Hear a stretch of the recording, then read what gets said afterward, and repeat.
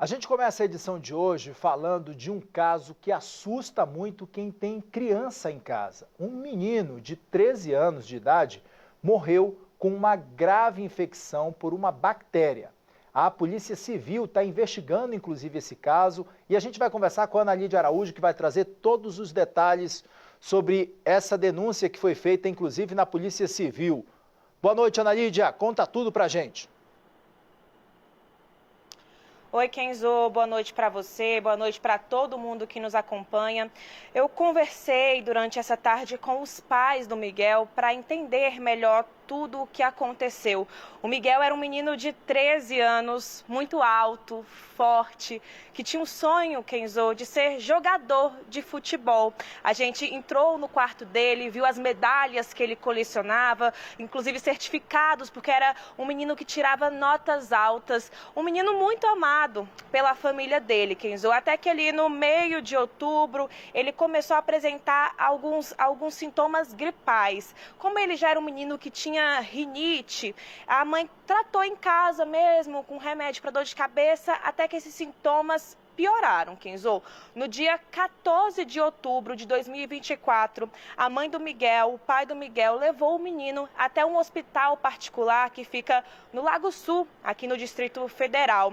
Lá, ele fez o teste, Kenzo, para influenza. E segundo os pais dessa criança, esse teste deu negativo e então não pediram nenhum hemograma, nenhum outro exame, apenas medicaram o menino e pediram para ele voltar para casa. No dia seguinte, ele acordou bem pior. Ele já não conseguia sequer andar, começou a vomitar, apresentou um quadro também de diarreia, muita dor no corpo e a família levou ele de volta ao hospital. Ele já chegou no hospital, inclusive, Kenzo, vomitando. E aí no dia 15, nesse dia seguinte, a primeira ida ao hospital, o Miguel já ficou internado. A todo momento, Kenzo, a mãe ficava preocupada, pedia novos exames. Inclusive, tem um relatório médico do dia 16 de outubro, que é o dia seguinte à internação, que diz que ele tinha acabado de ser internado, mas que foi reavaliado por ansiedade materna. É o que diz esse relatório médico que foi apresentado à nossa equipe de reportagem pela família do Miguel. A mãe insistiu e enquanto isso, o quadro do Miguel ia piorando, Kenzo. Até que no dia 18, olha só, 3 dias depois da internação dele, o quadro piorou muito. Ele teve um choque séptico, infecção generalizada, foi levado para a UTI. Nesse mesmo dia, ele teve 3 paradas cardíacas e tudo ainda sendo ali tratado como uma infecção viral. Sobre essa insistência da mãe em mais exames e entender por que o filho dela não melhorava, eu vou chamar um trechinho da conversa que a gente teve com ela mais cedo para a gente poder entender melhor. Na noite de segunda para terça, ele deu uma febre muito alta que não cortava com a Novalgina, só diminuiu um pouco a temperatura. E amanheceu com diarreia, vômito e com dificuldade para andar. E aí nós já fomos imediatamente para o hospital e nós fomos conduzidos na madrugada para um quarto de adulto, porque não tinha vaga na pediatria.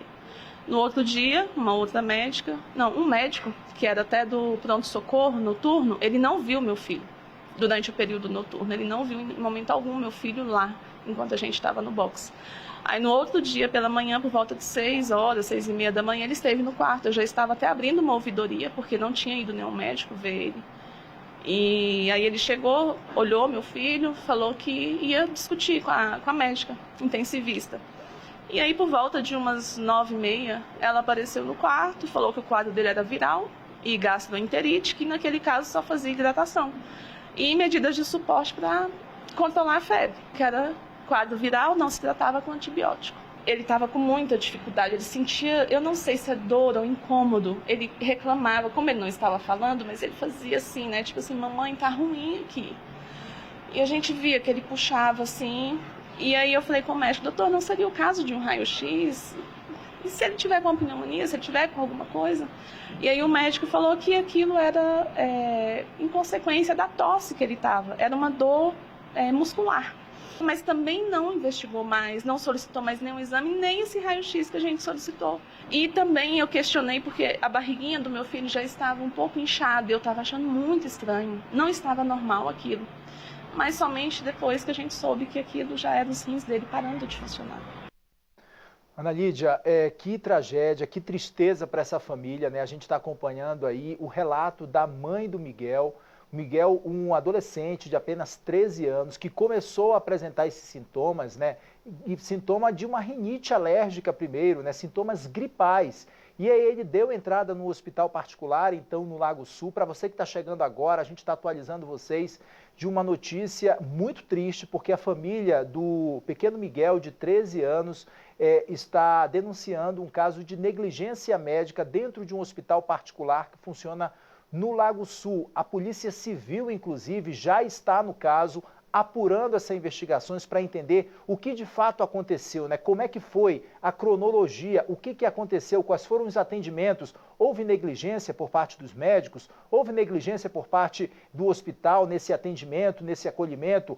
É importante a gente lembrar aqui que, num primeiro momento, o Miguel e a família dele deram entrada no hospital e voltaram para casa. Não foram logo internados, né? Porque estavam apenas com sintomas de uma gripe, sintomas de influenza. Fizeram o exame deu negativo para a influenza. A Ana Lídia Araújo trouxe para a gente agora todos os detalhes, né, de como é que foi tudo isso. Já a gente vai mostrar, inclusive aqui nessa tela para o pessoal de casa, Ana Lídia, como é que foi toda a cronologia. Daqui a pouco a gente vai mostrar para o pessoal de casa como é que foi, mas a Ana Lídia Araújo está contando essa história, conversou hoje com os pais do Miguel, ouviu esse relato, né, desse desespero. Imagina só, um adolescente de apenas 13 anos que tinha um sonho de ser jogador de futebol, de cortar o coração, chega a embargar a voz, Ana Lídia. Quem é pai sabe, eu tenho um filho em casa e a gente sabe do desespero que é de ter um filho, você levar esse filho com uma rinite alérgica para um hospital particular, ao chegar nesse hospital nada ser constatado ali, você voltar para casa achando que você foi bem atendido e de que estava tudo certo, e depois, alguns dias depois, seu filho interna numa situação gravíssima e não sai mais, e dali o quadro só agrava, só piora. A gente, em respeito, é claro, à família, em respeito a você que está em casa, nem vai exibir as fotos, mas são estarrecedoras, são assustadoras as fotos do Miguel, né, no estado já terminal dessa bactéria que acabou atingindo e acabou matando o pequeno Miguel. Ana Lídia, você conversou com os pais dele, né? Falou com a mãe, que a gente acabou de ouvir o relato da mãe do Miguel, conversou com o pai dele também, que também falou com a gente e explicou toda essa situação, e eu tenho certeza que estão indignados com uma situação como essa, diante de um diagnóstico tão tardio, né? Uma bactéria, gente, quando ela atinge o corpo, o quanto antes ela precisa ser combatida, né? Talvez se esse diagnóstico tivesse acontecido logo no primeiro ou no segundo dia, talvez a gente tivesse aqui falando de uma situação bastante diferente. Claro que a gente aqui não está fazendo nenhum juízo de valor em relação ao que aconteceu, mas a gente está sim aqui alertando sobre uma situação gravíssima que aconteceu e que a Polícia Civil, inclusive, está investigando o caso. Conta mais para mim, Ana Lídia. Kenzo, eu conversei com os dois, conversei com a avó também ali em off, e foi uma conversa realmente muito difícil, né? É de partir o coração, não tem como não se emocionar. Eu me emocionei, o nosso cinegrafista Angelo Damião também se emocionou nessa conversa, e a família se queixa justamente desse diagnóstico inicial. Eles, inclusive, afirmam que depois que o Miguel foi para a UTI, os médicos fizeram de tudo para tentar salvá-lo, mas o ideal é que não tivesse chegado nesse ponto, que antes de ele ir para a UTI, tivesse sido solicitado, por exemplo, um hemograma para identificar essa bactéria, para identificar que se tratava ali, na verdade, de uma bactéria e não de uma infecção viral, como foi a hipótese diagnóstica ali no começo desse caso, Kenzo. Depois que ele foi para a UTI, o caso realmente piorou bastante, viu? Então, ele teve outro choque séptico, ele passou por hemodiálise porque os rins dele falharam também. Ele teve uma troca ali também da sonda da bexiga, Kenzo, que acabou causando outro choque, né? No dia 20 de outubro. E também uma tomografia mostrou manchas de sangue no cérebro dele. Então, ele estava completamente afetado. Essa bactéria, Kenzo, ela é muito séria. Inclusive, como você bem disse, nós não vamos mostrar essas imagens porque são imagens realmente fortes em respeito ao Miguel, à família dele, a quem está em casa. Mas a gravidade era tão severa, Kenzo, que inclusive, se o Miguel sobrevivesse, já estava agendada para a próxima semana a amputação das 2 pernas dele que sonhava em ser um jogador de futebol, como eu comentei aqui. A mãe dele me mostrou o caderno dele ali, ele era um menino que gostava muito do fato dele ser um menino alto, né, de ser um menino ativo. Então, caso sobrevivesse, ele teria sequelas muito graves dessa bactéria. A gente conversou com os pais dele também, Kenzo, justamente sobre como ele era, né? E como fica agora o coração deles, a saudade desse menino. Kenzo, vamos ouvir. Eu esperava, assim, um dia a gente ir primeiro e ele ficar. Até no hospital, ainda brinquei com ele na quinta-feira, no dia 17. Coloquei ele na cadeira de roda para dar banho nele. Eu falei, meu filho, quando eu tiver velhinha, é você que vai cuidar do papai. Ele só me olhou e baixou a cabeça. E foi tudo muito doloroso para a gente ver todas as complicações de algo que poderia ter sido resolvido ali com exame. Fizesse um exame, se o plano de saúde não aprovasse, falasse com a gente. Mas em nenhum momento teve isso. Meu filho não teve a oportunidade de se recuperar, em nenhum momento. Ana Lídia, é muito forte o relato que a gente acabou de ouvir, tanto do pai quanto da mãe. As imagens são muito fortes. O assunto em si é de extrema relevância, porque todo mundo, muita gente tem criança em casa e sabe do desespero que é, né, ter um filho doente dentro de casa. Todo mundo sabe do desespero que é encontrar um atendimento médico, achar que você está ali tendo esse suporte suficiente, mas nesse caso a gente acabou vendo aí, pelo relato inclusive da família, de que houve uma demora pelo menos, né, para que se constatasse de fato que o pequeno Miguel estava com essa bactéria gravíssima. Ana Lídia, o que disse o hospital particular que atendeu o Miguel? Conta para mim.